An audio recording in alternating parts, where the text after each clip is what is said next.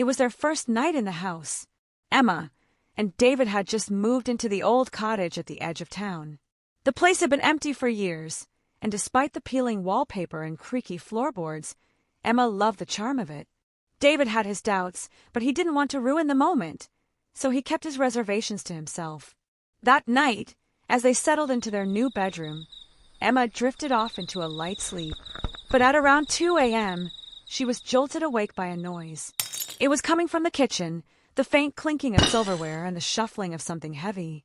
Her heart raced, but she tried to convince herself it was just her imagination. She sat up, wide-eyed, and gently nudged David. "David, do you hear that?" He groaned, barely opening his eyes. "Honey, it's just your dreams. Go back to sleep." He pulled the blanket over his head, clearly trying to ignore her. But Emma wasn't convinced. The noise continued, the unmistakable sound of plates being moved, maybe even falling. She nudged him again, this time harder. "David, I'm serious. The kitchen. There's something happening." David sighed, rolling over and rubbed his face. "It's probably just the house settling. You're hearing things, Em." But then, as if to prove her right, a loud crash echoed from the kitchen.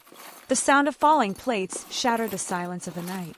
Emma looked at David, her eyes wide with a mix of frustration and triumph. She silently mouthed, "I told you."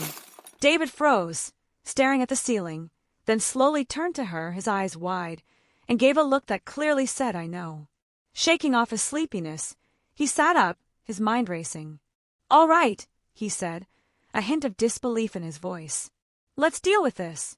He grabbed the small wooden cross from the nightstand, his Bible in hand. "You stay here. I'll go investigate." Emma stayed in bed, half expecting the worst. David gathered all the courage he could muster and slowly tiptoed out of the bedroom, holding his cross tightly. The old house creaked and groaned beneath his feet as he descended the stairs. The kitchen was dark, eerily silent now, save for the soft glow of the moonlight streaming in through the window. David took a deep breath, his heart pounding in his chest. He stepped into the kitchen, scanning the shadows, waiting for whatever supernatural force was haunting them. And then, as if the universe was playing some twisted joke on him, another plate fell from the counter, crashing to the floor with a loud clatter. David froze, wide-eyed, looking around. But what happened next startled him more than anything. A swarm of rats, startled by the noise, darted out from beneath the cabinets, scattering in all directions. The kitchen became a frenzy of tiny creatures darting across the floor, knocking over more objects, and making an overwhelming racket. David stood there for a moment, completely stunned. His heart was still racing, but he couldn't help it. He burst into laughter, the tension from the moment breaking in an instant. Emma, still in bed, heard the commotion and hurried downstairs to find him doubled over, holding his stomach with laughter. "David, what's going on?" she asked, her voice a mix of concern and confusion. He wiped a tear from his eye, still chuckling. "Honey, it's just rats. The plates were probably knocked over by them." She blinked at him, her expression a mix of disbelief and relief. "Rats? Seriously?" David nodded, grinning. "Yep. And here I thought we were dealing with something sinister." She gave him a look that said everything.